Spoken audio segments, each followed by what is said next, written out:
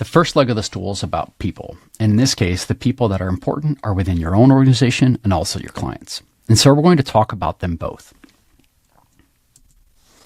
One of my philosophies for a long time has been that there should be one throat to choke. Your clients want to know that you have a successful business with different people that they can communicate with and that they can rely upon. However, they also want one person to deal with, one person to listen to their issues, one person to solve problems, one person to trust in, one throat to choke. It doesn't matter who your point person is. They need to be empowered to solve problems and get things done on the client's behalf. This process requires a lot of trust on what we call the internal champion. So who is the right internal champion? And the joke that is told about every consultant is that they will tell you it depends as an answer for every question. And that is because of the variables of the situation. One size does not fit all. Depending on the size and structure of your organization, this could be a founder, an executive, a sales account manager, or even a success account manager. It kind of depends on your organization about who that person is. It depends on the size of your accounts. It depends on a lot of things. So instead of which person it is or which role it is, let's talk about what the internal champion needs to do so you can shape it to fit you. They need to be able to answer the questions or get the answers quickly. It's impossible for one person to know the answers for everything, especially in, let's say, a complex situation like some SaaS companies. However, they need to be empowered to get those answers extremely quickly, and more importantly, they need to feel the need to solve the customer's questions. They need the ability to communicate at an executive level. Not everyone is comfortable talking. Not everyone is comfortable answering questions. Not everyone is comfortable being put on the spot with the stress that can go along with this. And so communicating at the executive level is definitely one of the things that I think is one of the most important for the internal champion. They need to be able to operate at a very high level.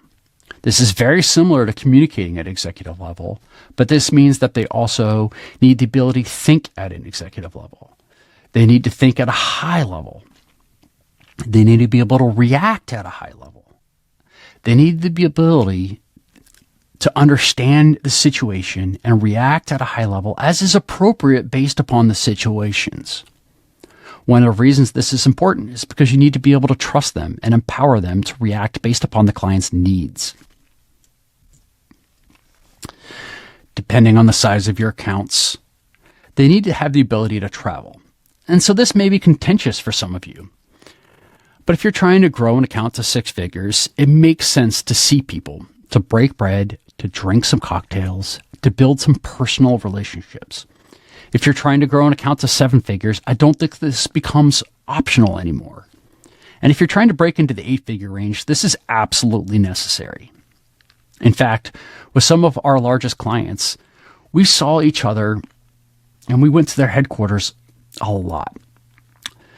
We went to their headquarters, or they came to our headquarters, in fact, on a monthly basis, and we made sure to see them across the whole organization maybe 20 or 30 times a year.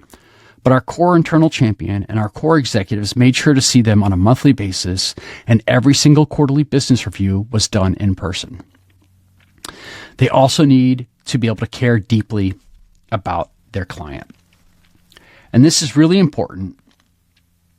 And this doesn't mean that they need to be emotional about it, but what they do need is the ability to have that sense of feeling of the impact of what they do for the client and what our organization does for the client. And they need to care about the client's results. They need to understand their needs, they need to empathize with those, and they need to work to solve those needs. They need to be reachable. This image was obviously generated by AI, like all the other images in this presentation. But this image is actually related to a story. We had a situation with one of my companies that I worked at where we had an issue during the Super Bowl. And as a team, our executives and several of our technical development staff stopped watching the Super Bowl to deal with the situation. Do you think any of them were happy? No. But what they were is they were reachable. And what Does that mean that every single person got the notification immediately? No, but somebody did, and they called or text everyone else to make sure that we could all get to a point where we had some dialogue, and then we could inform the customer about what was going on. And they made sure to touch in and understand what was going on. They made sure to update the client. The person needs to have thick skin. So how do you think the client reacted when there was an issue during the Super Bowl? I can tell you they weren't happy. And so that doesn't mean that they hated us or they hated the company. That doesn't mean that they hated the person they were talking to. No, but no one likes having an issue, especially during something like the Super Bowl. And so if you're impacting the client, they're going to be upset and they're going to lash out. And this person needs the ability to have thick enough skin to hear that and not immediately lash back out, but to be able to take it, react cool, calm, and collected, and communicate back at the executive level that they understand the client's concerns or issues, that they're going to do everything to solve it. And then later we can have an after action report or something like that to figure out what was the cause and to make sure that it doesn't happen again. They need to have urgency. And this is as I've been an executive, this is one of the traits that I look at when I hire. Does the person feel the urgency? And it's a really hard thing to explain. It's a really hard thing to set in place in advance. But does the person truly understand the urgency of the situation? Do they understand it from our perspective or from our organizational perspective? And do they understand the urgency from the client's perspective? And are they willing to push internally? Are they willing to push the client? Are they willing to do everything that's necessary to move the ball forward as fast as possible? And I already said they need to care deeply about the client, but it's important enough that I put it in again, and I put it in explicitly for the client champion. They need to have empathy for the client champion. So what is the client champion? Just as we require an internal champion, we must require a client champion. And this will be the point person of your success. Your goal will be to help them get bonuses, raises, and promotions based upon the work you're doing on the behalf of them and their organization. This person will become your client champion internally and they will help you pick up new client champions inside their own organization. They will also help be a referral point to new potential client champions at other organizations. And if they ever leave, if you've treated them well, they will be your client champion at the next place they go. Because everyone likes doing business with people and organizations they can trust. And people are what we do business with. Yes, we buy some technology without paying attention, but if it's a big enough deal and a thorny enough issue, the technology alone doesn't solve it. You need the people, the relationships. And that's ultimately what this whole thing is going to be about as we continue. It's about relationships. And so developing that empathy and that trust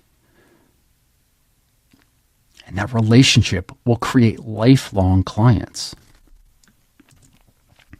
So let's talk about the cheat sheet. In this particular case, I've created a cheat sheet, which you'll see associated with this video. And so I just wanted to walk you through it real quick. This cheat sheet is about the internal champion criteria.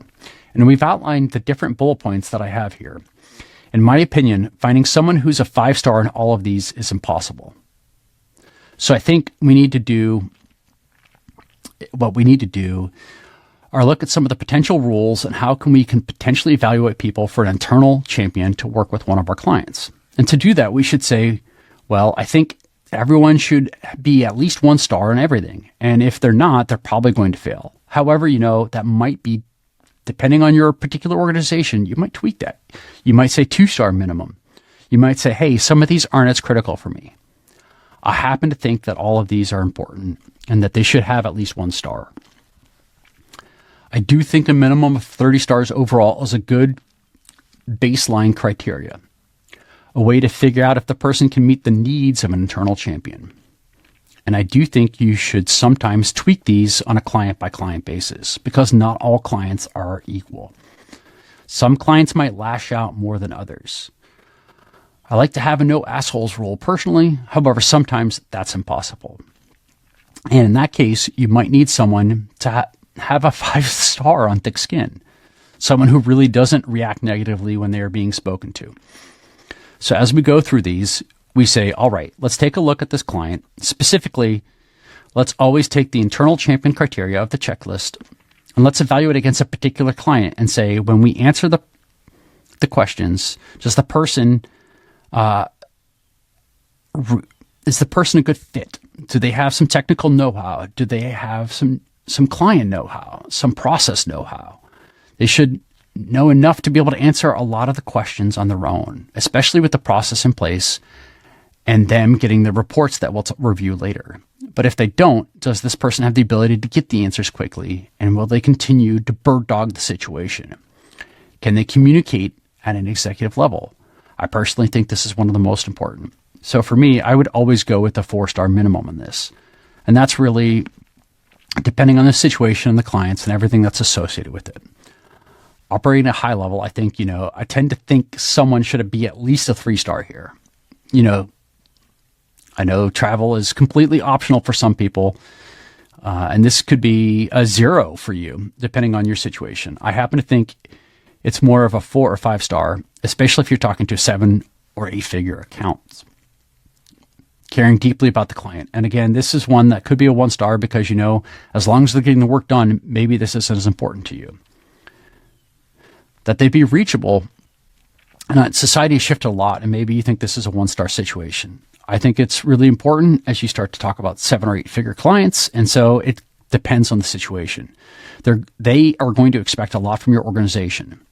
Having thick skin, again, we already discussed that. And having urgency, to me, this is potentially the most important behind communicating and operating at a high level.